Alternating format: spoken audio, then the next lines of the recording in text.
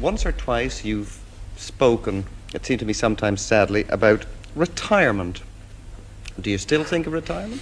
Oh, I wanted to, but I thought about my children. I watched the baby cry the other day, and my wife was late giving the baby milk, and the baby raised hell. Ah! Just hollering. Don't know where they're going to get it, but they just expect you to have it.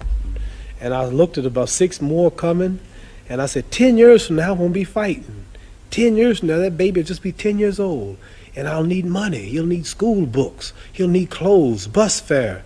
And then 20 years from now, my daughter will need a house, or she'll need a job. And it'll be shame to say, Muhammad Ali's daughter, a waitress in a restaurant. He made all of those millions. Oh, there's his son over there in here. What I'm trying to say, I can earn enough money in 5 years if I invest it and put it up right to take care of my grandchildren.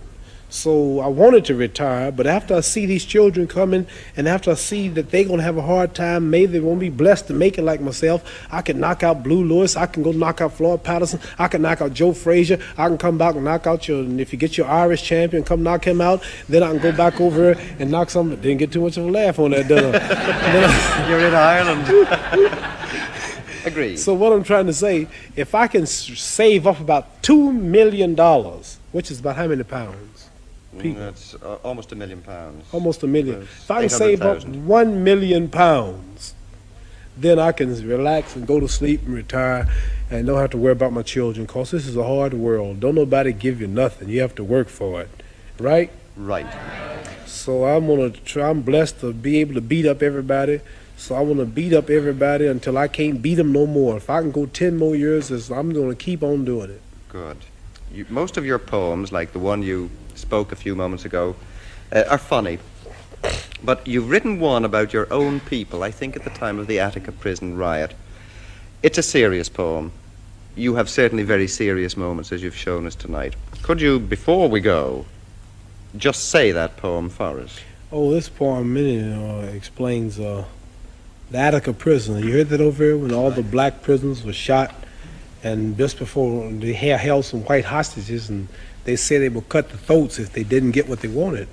And the word was, well, if the throats are cut, then shoot and kill everybody. They found out during the autopsy that the throats were not cut. They just shot them for nothing. The trigger-happy policeman, and that Rockefeller gave word 10 minutes or so, if they don't give up, I think it's the way it went, open fire. And one black prisoner came out to speak to the warden, and he said, you have 10 minutes to surrender. What's your reply? Are we going to come in shooting? And the black prisoner came out, poetic poem. This didn't happen, but this is what I wrote. He said, better far from all I see, to die fighting to be free. What more fitting end could be? Better surely than in some bed where in broken health I'm led, lingering until I'm dead. Better than with prayers and pleas are in the clutch of some disease, wasting slowly by degrees. Better than of heart attack are some dose of drug I lack. Let me die by being black. Better far that I should go, standing here against the foe, is the sweeter death to know. Better than the bloody stain on some highway where I'm lain, torn by flying glass and pain. Better call in death to come than to die another dumb, muted victim in the slum. Better than of this prison rot, if there's any choice I've got. Kill me here on the spot. Better far my fight to wage now while my blood boils with rage, lest it cool with ancient age. Better violent for us to die than to Uncle Tom and try, making peace just to live a lie. Better now that I say my sooth, I'm gonna die demanding truth while I'm still akin to youth. Better now than later on, now that fear of death is gone, never mind another darn. They opened fire on them, but they died telling it like it was. Tonight we have as a guest in the studio a man of whom Time magazine once wrote, he is Hercules struggling through the 12 labors. He is Jason chasing the golden fleece. He is Galahad, Cyrano, D'Artagnan. When he scowls, Strong men shudder, and when he smiles, women swoon. The mysteries of the universe are his toys. He rattles the thunder, and he looses the lightning. Well, he's loosed a lot of lightning in his day, and he's going to loose some more of it tomorrow night in Croke Park. There's no man in the world, I think, whose name is more synonymous with sport today. He says he's the greatest, and maybe he is. I'm certainly not going to argue with him about that. And he says he's the prettiest. Ladies and gentlemen, will you welcome, please, Muhammad Ali.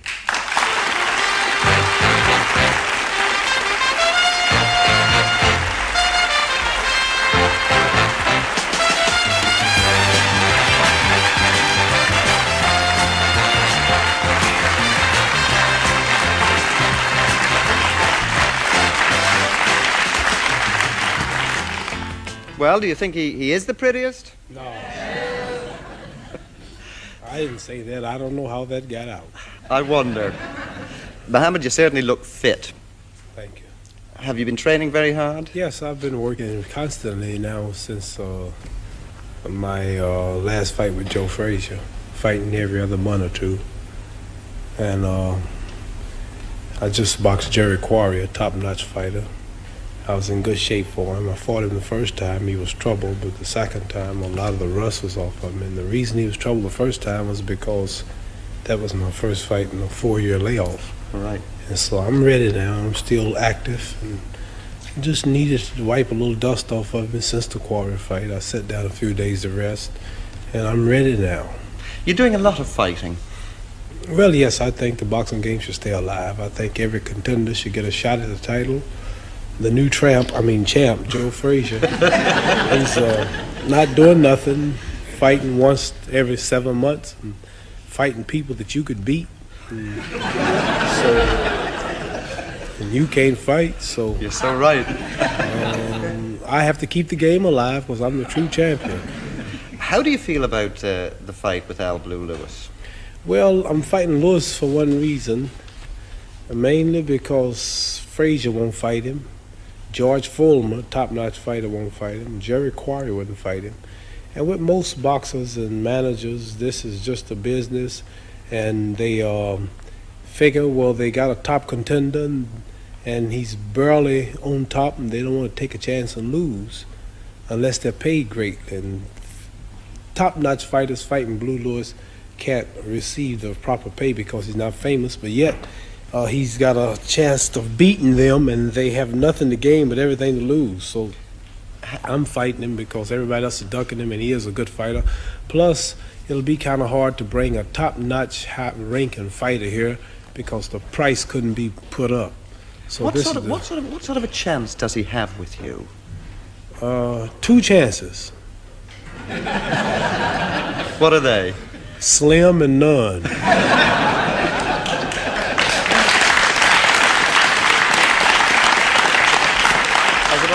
I asked for that one.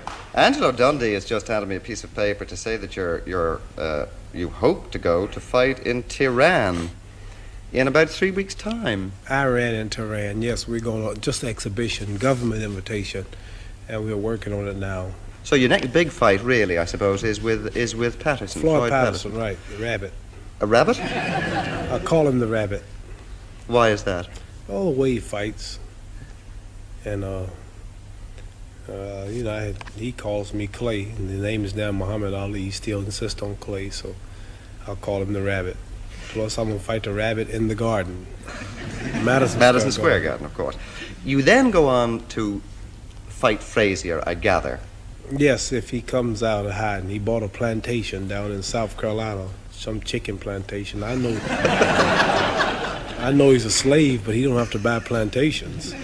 But what do you really feel about him? Well, he's a good slugger. He's not scientific. He's rough. Physically, I know I beat him. I won 9 rounds. He's already ugly, and I beat him so bad that night. I beat him so bad, and he was so ugly after that fight, his face should have been donated to the Bureau of Wildlife.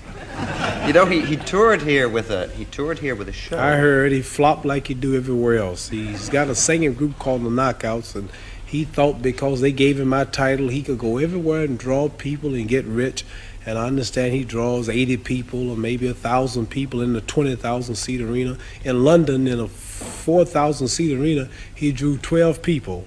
Well, he And did had the nerve to keep on with the show. he did a little better here. He got 87 at one, actually, and I think Yeah. 1,041 at his And at I his know I can biggest. beat him singing, but I don't call myself a singer. I can come here and fill every place because the people know who the real champion is. But you have been a singer, too. I mean, you had a show called Buck White, didn't you? Yes, I was in a play called Big Time Buck White, and black militant play of problems that we're having in America. The play was a flop, but I was a hit.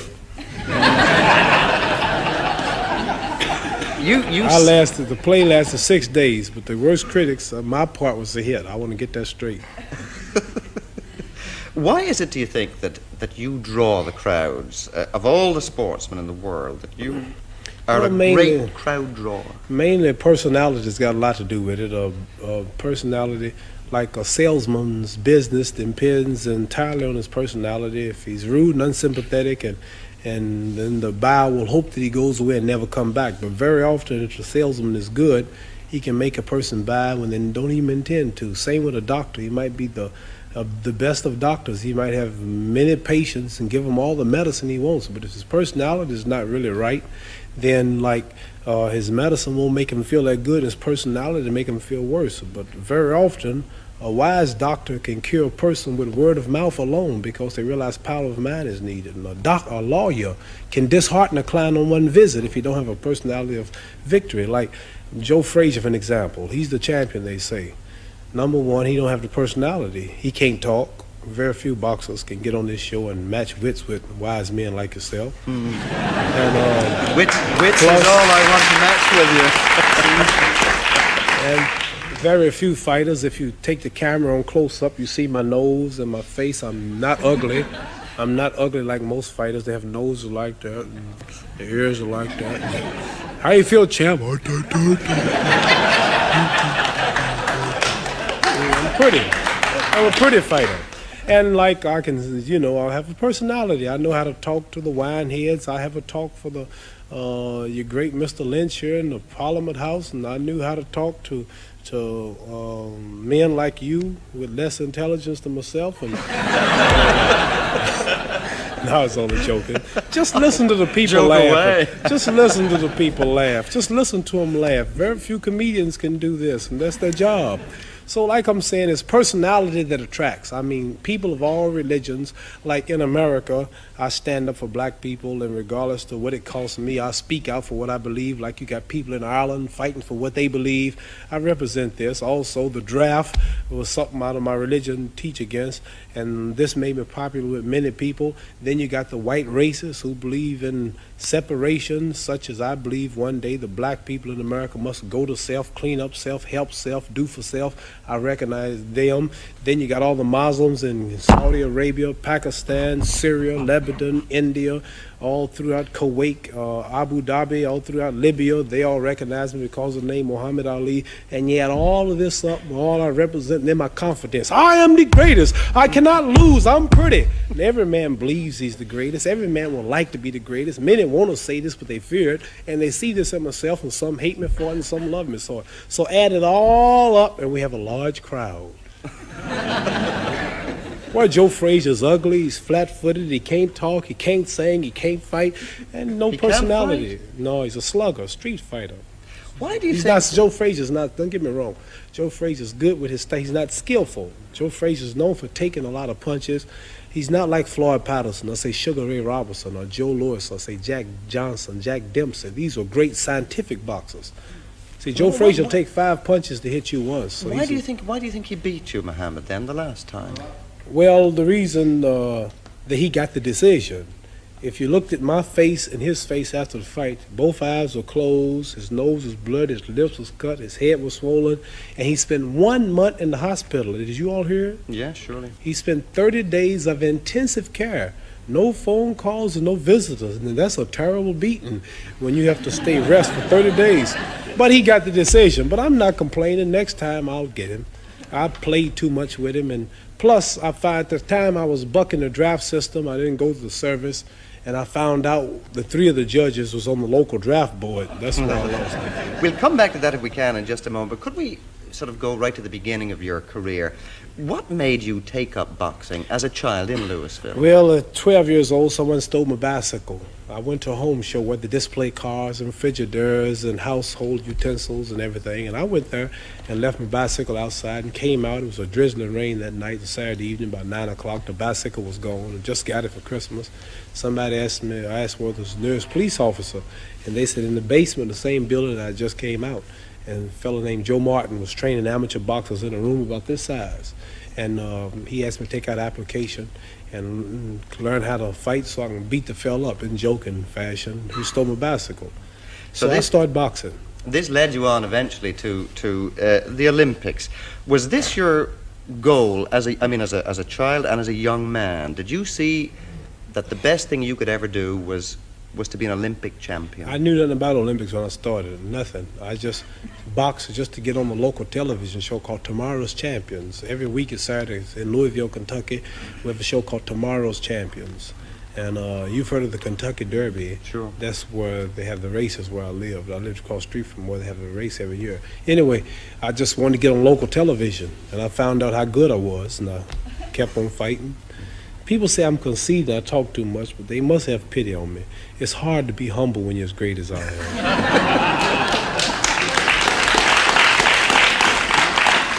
And I won the Golden Gloves, the National AAU, and the Olympics. And then after the Olympics, I had all the gold medals, but no money.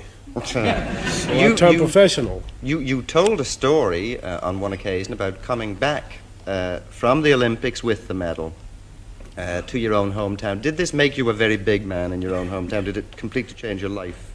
Well, made me popular for a few days, but I wanted to do something good with it. So I went downtown. At the time, black people was marching to eat in the white restaurants, and they wanted rights to go where they wanted to. And so I said, I'll take this medal and I'll go downtown and I'll sit down in a restaurant. I got them on the spot now, and then I'll order something to eat. And I went down and I had my medal on, and the lady was looking, and I said, I'd like a cheeseburger. She said, we don't serve Negroes. I said, I don't eat them either, just give me a cheeseburger.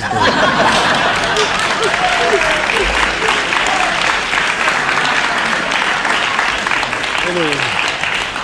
How was it, Muhammad, anyway, to be a Negro boy in the South? We say black now. All right, black. I know all what right. you're talking about. All right. Is it not the same thing? What? No, Negro. We are taught that all people are named after country. Chinese are named after China. Cubans are named after Cuba. Irish people are named after Ireland. Indonesians named after Indonesia. Japanese are named after Japan. Australians are named after Australia. But there's no country named Negroes. Mm. All right, then let me... You understand? I understand. You're not as dumb as you look. Let me rephrase. Do I look that dumb? No, it's okay.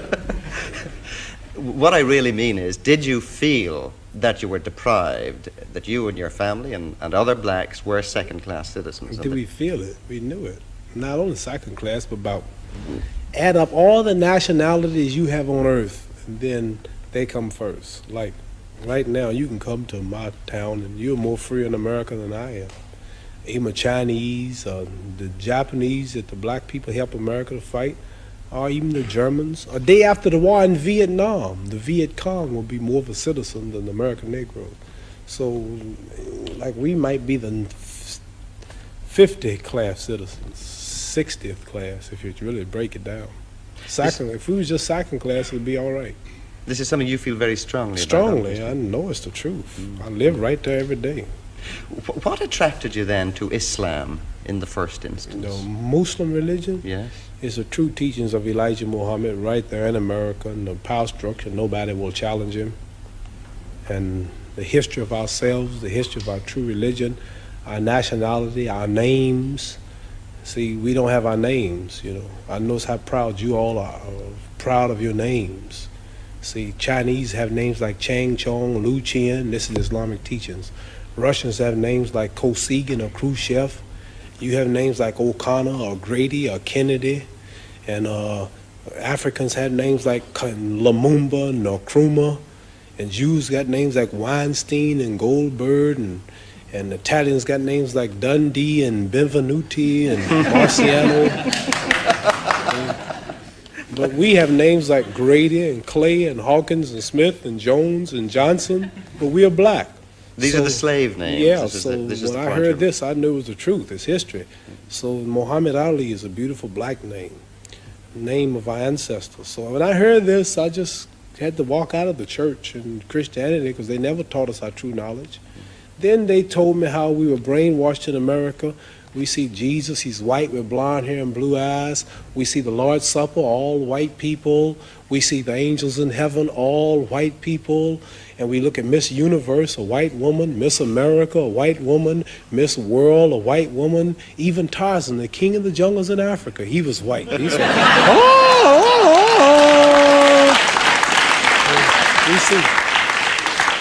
We see a white man swinging in Africa, with a diaper on. He beats up all Africans and breaks the lion's jaw. And then the African's been in Africa for centuries, but he can't yet talk to the animals. But Tarzan, all of a sudden, some goat raised him up, and he can talk to the animals. So I'm just showing you how the black man in America has been whitewashed his mind.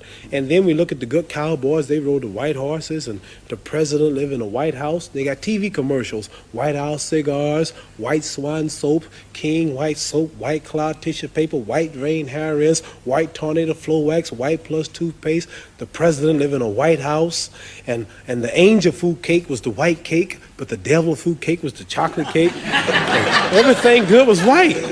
And when I heard this, I said, boy, this is the truth. So our religion teaches us the knowledge of ourselves, the knowledge of our culture, the knowledge of our history, makes us want to be with our own, marry our own, live with our own, clean up ourselves, do for self, quit forcing ourselves in white neighborhoods, but clean our own neighborhoods, makes us proud, makes us identify with our own brothers throughout the world. And after I heard this, being an intelligent man, then like I'm not only a winner in boxing or my stand on the draft, I'm a winner also in the movement that I follow for my people. And the only leader is Elijah Muhammad, who we believe was taught by Allah, God himself, to teach the so-called American Negroes the truth that's been hidden from them for 400 years, which will free them. Why is it, do you think, that black Muslims preach the separation of the races rather than integration of the races, as indeed many American blacks do? Well, when we say separation, we know that as of now, we always have to be trading with one another, living with one another. But when we say separate, we mean mainly mentally, as far as do for yourself, help self, clean your own neighborhoods and make them a better place to live, and quit forcing yourself in the white neighborhoods because they're cleaner. Respect your women, pool your resources, education, and qualifications for self-independence. And this is what we mainly teach about the separation. And one day, we believe that black people should trade with one another. We've tried integrating for 400 years, and we've been kicked and shot and brutalized. You read about the news for years, and it's not working. So we believe that we should now come and try to do for ourselves. And I understand this is some of your problem in Ireland, where people are tired of being dominated by certain groups. They're tired of being ruled, and they're men, and they want to do for themselves. Same way in all countries. People are just tired, and they're revolutionizing things, and they want to be free. We've been in America under white domination, lynched, killed, raped, castrated, shot down daily, no justice in the courts, deprived of freedom, justice, and equality, and we just now want to be free, and we can't do it. We have found out that we're black and white are disagreeable in peace. They can't get along together, so we think we should just now quit fighting, quit being violent. Now that we're doctors, now that we're lawyers, now that we're mechanics, now that we're educated, we're not needed to pick cotton no more. You got millions of blacks been born every day in hospitals. There are no jobs. We think that we should now go on some land and build and construct and do for ourselves. That's all. Do you mean, in actual fact, that there should be separate parts of the United States only for Negroes and separate parts only for whites? Well, the Honorable Elijah Muhammad teaches us that we've been there 400 years fighting. We fought the Japanese, we fought the Germans, we fought the Koreans. If America went to war with Ireland tomorrow, the black people would be over here shooting you so fast. all the black people be right here shooting you with the American flag. And we believe that since we've been fighting all of America's enemies, not our enemies, worked 400 years, 16 hours a day from sun up to sundown without a payday, that we should now be repaid. Don't give us nothing, and give us or repay us. You got 50 states, then we make up 10% of the population, then divide off 10% of the land, let us build our own stores, make our own, grow our own food, make our own suits, and be like other people. And not all